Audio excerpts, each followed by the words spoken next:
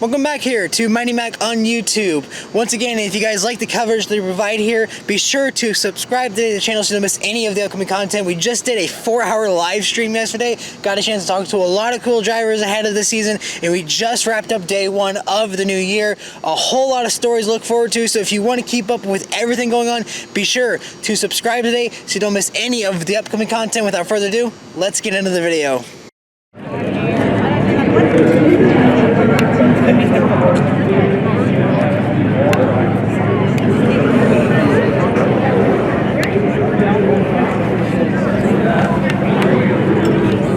This is called the dead man switch. Not the best words I've ever heard.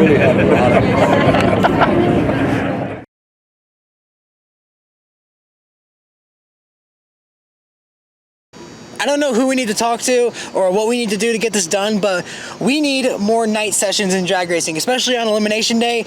But any way we can, we need more night sessions, because I gotta tell you, that was pretty freaking badass of a way to kick off the 2025 season. We had a lot of fun here in Gainesville. The weather was primed. It was one of the big stories heading into this weekend. Like I said at the top of the show, we did the live stream yesterday, and a lot of drivers, including Greg Anderson, talked about the fact that there was a lot of potential to break some records today, either track records or national records. Only one of those records were broken, and that was by Greg Anderson, who cut a 6:44 to break the record set by Erica Enders back in 2022.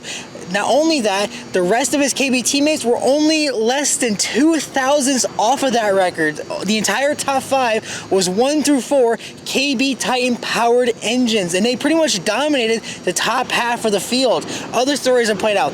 Dan Mercier, big questions of whether or not he's going to be able to make the show. He's currently in, if I'm correct. I need to look at those timing results when we go over that. But he had a good enough run in Q1 to make the race, but sadly had another massive tire failure as he crossed the finish line. It's a bit of an unknown as to what caused that tire failure, but again, it's a big problem that's been going on within the last 2 years, especially within these last 2. We saw it at Vegas, we saw it at Brainerd to kick off the season, and now this is the third one in the span of a year where we've seen a tire failure in the top field dragster. So right now, a lot of alarm bells being set over at Goodyear to figure out what is going on with these tires to cause them to blow like this, because that was a massive failure. We're not sure whether or not the chassis is completely damaged or not. Kevin had a chance to go up there and record some videos and said the chassis looked fine. It was just the bodywork that got damaged from that incident. So it's going to be a big question. He did not come back out for Q2, whether that was by choice or because of the fact they weren't able to make it up at all. It's something that we're going to have to watch out for, because it is a feel-good story to see Dan Mercier come out here to the track and perform well. He performed exceptionally well to kick it off despite the tire failure.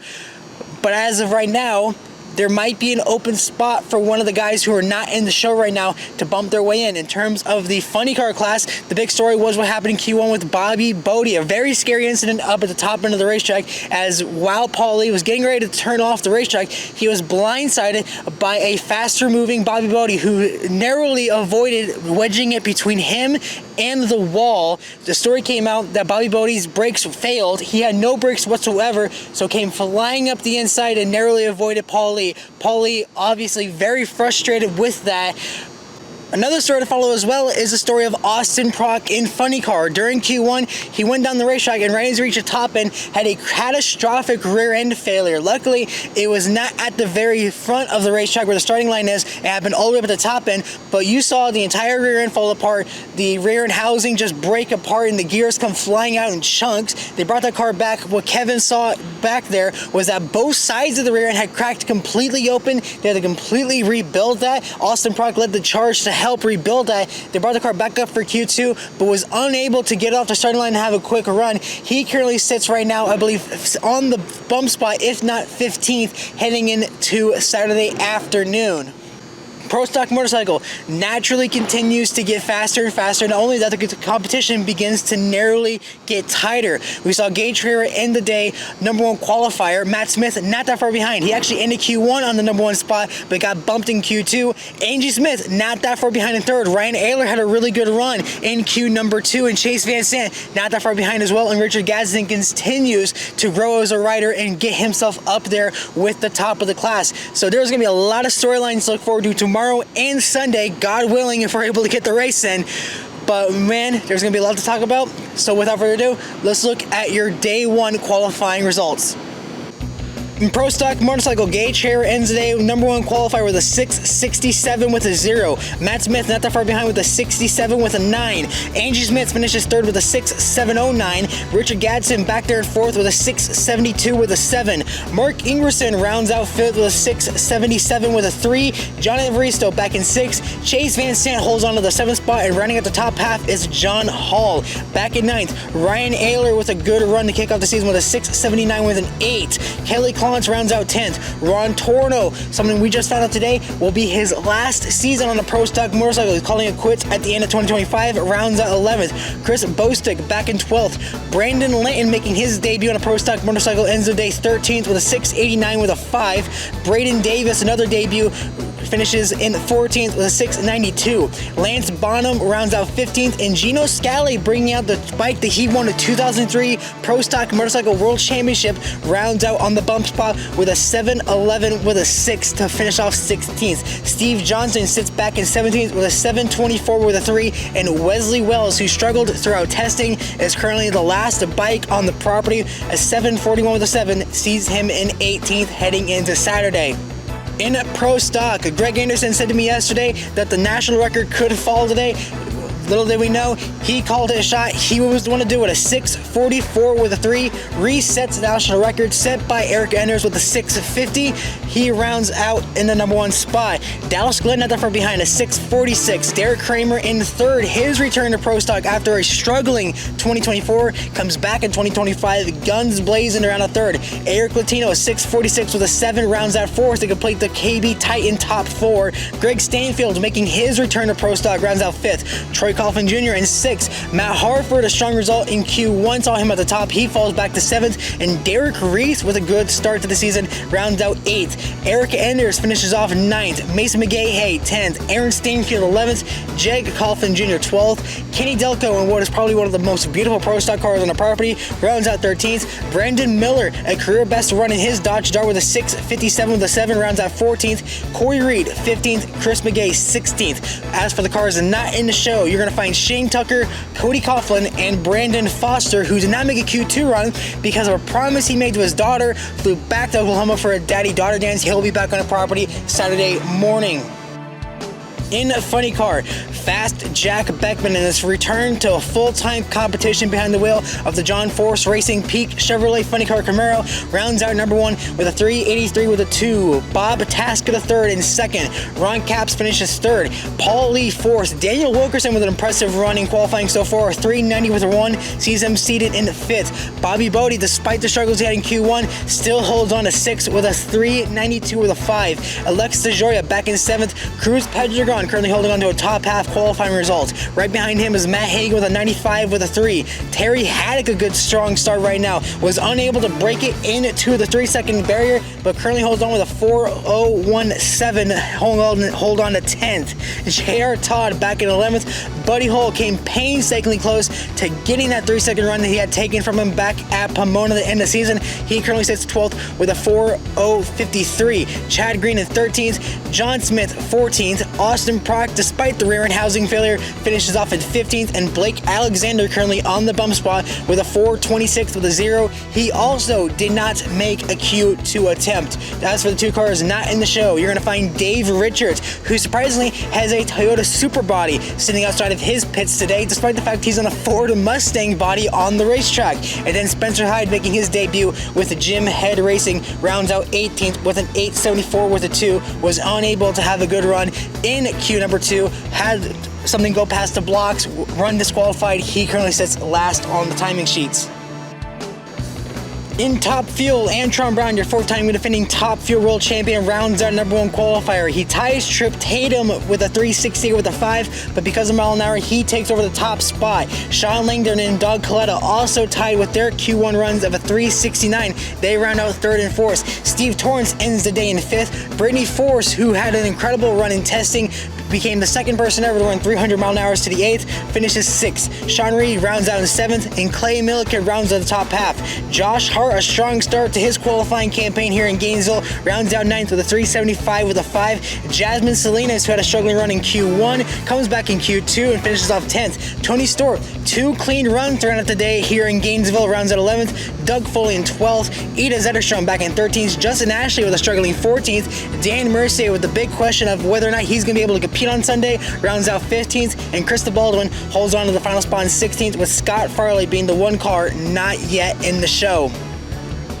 And as always, we have highlights to show you courtesy of our friends over at NHRA on Fox. And of course, we had a chance to talk with all of your number 1 qualifiers so far. Let's take a look at today's highlights.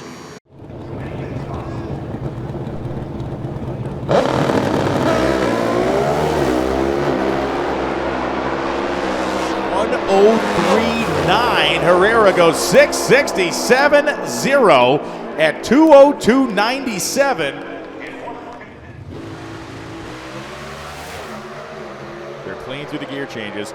Anderson's 100th better to 60 feet. Greg Anderson goes 6:44.3. World record elapsed time. That is the quickest time in the history of pro stock drag racing.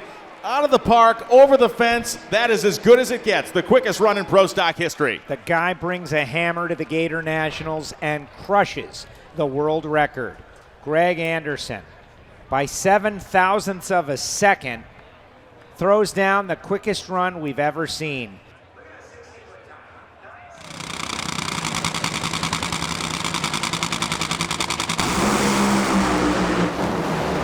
No dice for Dan. 383.2 at 334.65 miles per hour.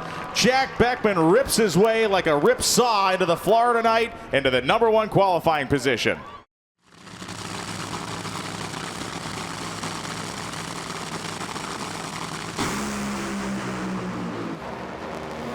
Antron getting sporty, goes 368.5, 334 miles an hour. From the outhouse to the penthouse, baby, number 1. I talked with you yesterday, and you mentioned how now with the competition starting to pick up naturally, it makes you more excited coming into this year. Seeing how close Matt is, but also knowing Angie's not too far behind it, does that really light a fire up under you, knowing going to Sunday it's not going to be as wide open as it used to be? Yeah, it definitely does. You know, I drive off challenge, and I want to say I'm the underdog, but I kind of feel like I am at the moment. You know, everyone's still playing with this new VP fuel, you know, going back to VP, awesome to have VP pack. It's just, you know, it's the first race, so you really can't, I would say you can go off of this race, but I feel like everyone's still learning each round. I mean, we're still learning each round or each pass with the fuel, and so is Matt and so on. So I feel like everyone's just going to keep moving forward, and I'm up for the challenge, you know, but it's going to be, like I said, I feel like it's going to be really tight this season. Not only just me and Matt, but there's probably going to be a good five guys or even top 10. I mean, Richard's right there. There's been a few bobbles with his bike. It's just, I mean, Angie ran, what, a 71, I believe. I mean, there's a lot of fast motorcycles out there, and it's not gonna just be me and Matt this year. You know, just to speak on that further, you know, you mentioned breaking the national record, but the entire top 4 are all KB Titan Power cars, and they're all within 2/1000ths of breaking that national record. Just how much of a sense of pride do you have in that, seeing just how strong these cars are compared to the lead cars are first off the bat of the season? Incredibly proud, and you know, I tell everybody that races with me, I'm going to give you the best shot I can possibly give you. You're going to have the same equipment that I've got. You're going to have the same engine that I've got. You're going to have the same race car I got, and it's up to you. Just go drive it as well as you can. And you know, when it all comes together like that, and the entire fleet runs good, it's just a proud day. It's like a proud papa. You know what I mean? It's pretty darn cool. So we got it going on right now, and the good news is, got a bunch of happy customers that race with me, and nobody will be complaining between now and when we go to Phoenix that, you know, we need more power, we do whatever. You know, you won't hear any of that, and that's hard to get around. So so far this weekend, you've had 2 runs, one in the heat, one in the night. You went low ET for both of them. Does that get you excited heading in this weekend, knowing how good the weather is going to be, that you might be able to sweep it and take everything home? When I look down and see Peak on my fire suit and John Force on the side of my Camaro, that gets me excited, Noah. You know, I feel like I'm playing with house money right now. I got a chance to, after my career was over and I was back fixing elevators full-time, to come drive for the greatest funny car racer of all time. And the car's amazing, and the crew's amazing. And Brian Bolander from Peak came over. We did a deal for the crew today. Peak Squad is what we did with all the names on the hood of our car, that sweepstakes last year. But the true Peak Squad is the gentleman whose hands touch the race car, make it go down the track. So we put a decal on the back of the car with all the crew members' names. I feel unbelievably fortunate to get to drive for these guys, and that car is scary consistent. We tested Wednesday, we went 385, 330, rained like we didn't run again for 4 hours, 384, 331. Loaded the car in the trailer. Unload with a 387, weather gets better after a long, long delay. Nobody was thinking we were gonna run in these conditions. We should have run 2 hours earlier, and it would have been a very different racetrack, 383. It's hard to nitpick anything over in that pit area. Everybody is doing their job. John's over there, and I can't put into words how wild it is. Now, there were times I lost early. I'd go give John a thumbs up when he was strapped in his car for the final round. There were times John lost early. He'd come give me a thumbs up for the final round. It was usually if I was racing against one of his team cars. I've never been strapped to John Force's car and expected to come up and give me a thumbs up. And he shows up at the front of the stage, he lanes and he's waving. It's pitch black out and he's wearing sunglasses. But that's John Force. And it's just, those are the moments in life. I'm 58 and I feel like that 7-year-old in Orange County back in 1973. I'm just unbelievably lucky to get to do this. So over the second half of the season, we really got to see this team really blossom into being one of the top cars in the class. Now you have the off season, you come back in, and you start right where you left off to end 2024. How much more pride does that give you to see that even with the work you guys have done, you are still the car to beat after the season you had last year? Well, the thing of it is that everybody knows is that like last year, we could race well. Don't make a difference where we qualify. As long as we're in the field, we have a chance. You know what I mean? And when we come to race day, we always race the track, we race the conditions. And a lot of people that qualify really well, you can't run those types of ETs when race day because it's iffy, just like you saw tonight. You run a 64, either you're going to go or it's not going to go. You know what I mean? And when you do that, what we said to ourselves was, I know Brian said it for sure, he goes, we're going to work on this on the off-season AB. We're going to make our car, when it gets to throw down conditions, we're going to be able to throw down with the best of them and drop low ET. And in our winter warm-up, at our pro shootout race, we did it. We brought our other car out, the trailer. We kept on running. I was supposed to shut off early, but Rod looked at me. He goes, "It feels good. Don't shut off, AB." And he goes, "No, AB, just take it a half track 1-to-1, shut off." And he goes, "Ah, but if it feels good, you know what to do." And he looked back at me and Lacey goes, "Well, shoot, well hell, you own it. Do what you want to do." That's what he told me. So Brian's always like the Papa Bear. Remember, Brian Cry's the Papa Bear of the team. He calls all the shots in that department, and that's why I always look up to him because it's always about safety and doing the right thing. But man, when I hit that gas pedal in that car and it took off, I said, "Oh Lord." And that thing was going straight and it never stopped pulling. I said, "This is going to be a run." I said, "I'm going to take it all the way." I said, "Oh, better not. Oh, I want to take it all the way." And I shut off about 850 feet, and we saw that 64 with a 4 at 320. That would have been a 63 with a 2, or 63 flat, or 63 with a 5. That was a 63 run. So now we go, we can play. We can play with the big dogs. So that was a really good field run, and we know what to do, how to get there. And if you have that in your arsenal now, we have that in our bag of tricks that we can do too. So that's a good feeling coming in this year because I think you're going to need some of those runs throughout this year, especially when the countdown comes when it gets really, really good, to get yourself in those premier spots in qualifying. And that is going to wrap up tonight's video. Thank you guys so much for watching. Once again, thank you to our partners at Peak for sponsoring us here this weekend. Of course, all our coverage this weekend is going to be powered by Peak. Be sure to follow them over at Peak Auto. And of course, whenever you're going out to buy antifreeze, be sure to buy from Peak to help them. So not only support drag racing, but continue to support us as well. Be sure to subscribe to the channel, hit the notification bell so that way you don't miss any of the upcoming content all weekend long.